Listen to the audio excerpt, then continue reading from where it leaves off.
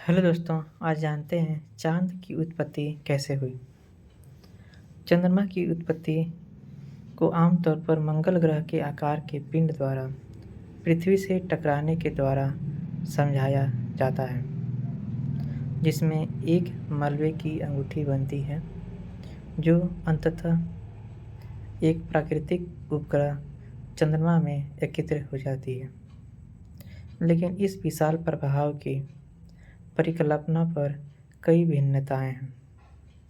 साथ ही वैकल्पिक स्पष्टीकरण भी है और इस बात पर सोच जारी है कि चंद्रमा कैसे बना। अन्य प्रस्तावित परिदृश्यों में कैप्चर किए गए शरीर विखंडन एक साथ गठित प्लेनेटिसिमल टकराव और टक्कर सिद्धांत शामिल है।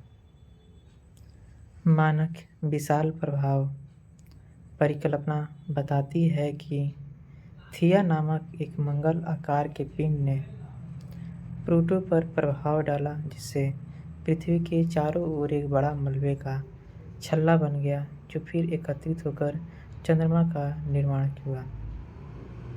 इस टक्कर के परिणाम स्वरूप पृथ्वी की धुरी 23.5 डिग्री झुकी हुई थी, जिससे ऋतुएं उत्पन्न हुई। चंद्रमा का ऑक्सीजन समस्थानिक अनुपात मूलतः पृथ्वी के समान प्रतीत होता है। ऑक्सीजन समस्थानिक अनुपात, जिसे बहुत सटीकता से मापा जा सकता है, प्रत्येक सौरमंडल के पिंड के लिए एक अनूठा और विशिष्ट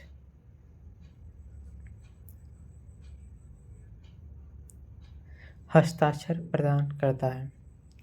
यदि थिया एक अलग प्रोटोप्लैनेट होता तो संभवतः इस प्रोटो पृथ्वी की तुलना में एक अलग ऑक्सीजन समस्थानिक हस्ताक्षर होता, जैसा कि निष्कासित मिश्रित पदार्थ होगा। इसके अलावा चंद्रमा का टाइटेनियम आइसोटोप अनुपात टाइटेनियम 50 और टाइटेनियम 47 पृथ्वी के इतने करीब दिखाई देता है कि टकराने वाले पिंड का बहुत कम द्रव्यमान चंद्रमा का हिस्सा हो सकता है। टकराव के दीर्घकालिक सिद्धांत के लिए चुनौतियों में से एक यह है कि मंगल ग्रह के आकार का टकराने वाला पिंड, जिसकी संरचना संभवतः पृथ्वी से काफ़ी भिन्न रही होगी। संभवतः पृथ्वी और चंद्रमा की रासायनिक संरचना भिन्न रही होगी, जो कि वास्तव में नहीं है। कुछ सिद्धांत बताए गए हैं जो मानते हैं कि सौरमंडल के निर्माण के आरंभ में 2.425 बिलियन वर्ष पहले प्लूटो अर्थ के पास कोई बड़ा चंद्रमा नहीं था। पृथ्वी मूल रूप से चट्टान और लावा थी। मंगल के आकार का एक प्रारंभिक प्रोटोप्लैनेट थिया पृथ्वी से इस तरह टकराया कि उसने पृथ्वी से काफ़ी मात्रा में पदार्थ बाहर फेंक दिया। इन उत्सर्जित पदार्थों का कुछ हिस्सा अंतरिक्ष में चला गया, लेकिन बाकी पदार्थ पृथ्वी की कक्षा में एक एकल गोलाकार पिंड में एकत्रित हो गया, जिससे चंद्रमा का निर्माण हुआ। परिकल्पना के अनुसार वर्तमान पृथ्वी के व्यास का लगभग 90% व्यास वाला एक प्रोटो पृथ्वी और मंगल के व्यास वाला एक अन्य पिंड के बीच टकराव की आवश्यकता है।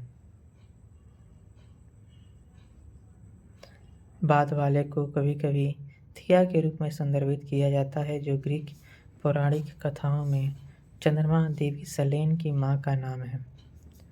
परिणामी प्रणाली के वर्तमान कक्षीय विन्यास से मेल खाने के लिए पर्याप्त कोणीय गति रखने के लिए आकार अनुपात आवश्यक है।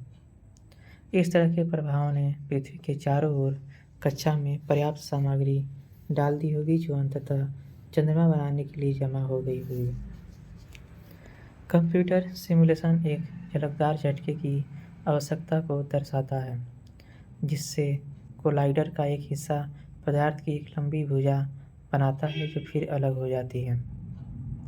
टक्कर के बाद पृथ्वी का असममित आकार इस पदार्थ को मुख्य द्रव्यमान के चारों ओर एक कक्षा में बसा देता है। इस टक्कर में शामिल ऊर्जा प्रभावशाली है, संभवतः खरबों टन पदार्थ वाष्पीकृत और पिघल गया होगा।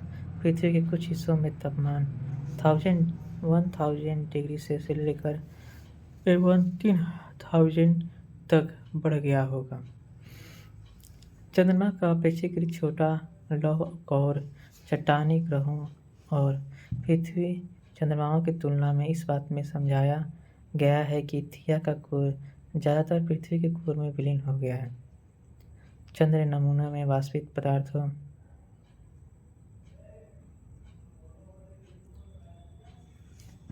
की कमी को भी आंशिक रूप से टक्कर की ऊर्जा द्वारा समझाया गया है। पृथ्वी के चारों ओर कक्षा में सामग्री पुनः संचय के दौरान मुक्त होने वाली ऊर्जा के चंद्रमा के एक बड़े हिस्से को पिघलाने के लिए पर्याप्त रही होगी, जिससे मैग्मा महासागर का निर्माण हुआ होगा।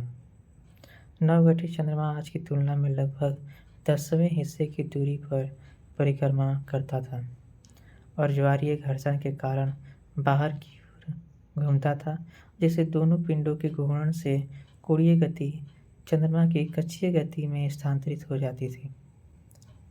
इस दौरान चंद्रमा का घूर्णन पृथ्वी से ज्वारीय रूप से जुड़ा हुआ था, जिससे चंद्रमा का एक भाग लगातार पृथ्वी की ओर रहता था। इसके अलावा चंद्रमा पृथ्वी की किसी भी छोटे पहले से मौजूद उपग्रह से टकराया होगा और उसमें सम्माहित हो गया होगा, जो पृथ्वी की संरचना को साझा करता होगा, जिसमें समस्थानिक बहुतायत भी शामिल है। तब से चंद्रमा का भूविज्ञान पृथ्वी से अधिक स्वतंत्र हो गया है। चंद्रमा पर जिक्र समस्थानिक की कमी पर 2012 में किए गए एक अध्ययन में पृथ्वी और चंद्रमा के लिए विशाल प्रभाव उत्पत्ति के अनुरूप स्थिर कमी के प्रमाण मिले हैं। 2013 में एक अध्ययन जारी किया गया था, जिसमें संकेत दिया गया था कि चंद्र मैग्मा में पानी कार्बोनेसियस शोंड्राटाइस में अप्रभेद है और समस्थानिक संरचना में पृथ्वी के लगभग समान है। हालांकि विशाल प्रभाव परिकल्पना पृथ्वी चंद्रमा प्रणाली के कई पहलुओं की व्याख्या करती है, फिर भी कुछ अनसुलझे समस्याएं हैं, जैसे कि चंद्रमा के अस्थिर तत्वों का इतने ऊर्जावान प्रभाव से अपेक्षित रूप से कम न होना। एक अन्य मुद्दा चंद्र और पृथ्वी के समस्थानिक की तुलना है।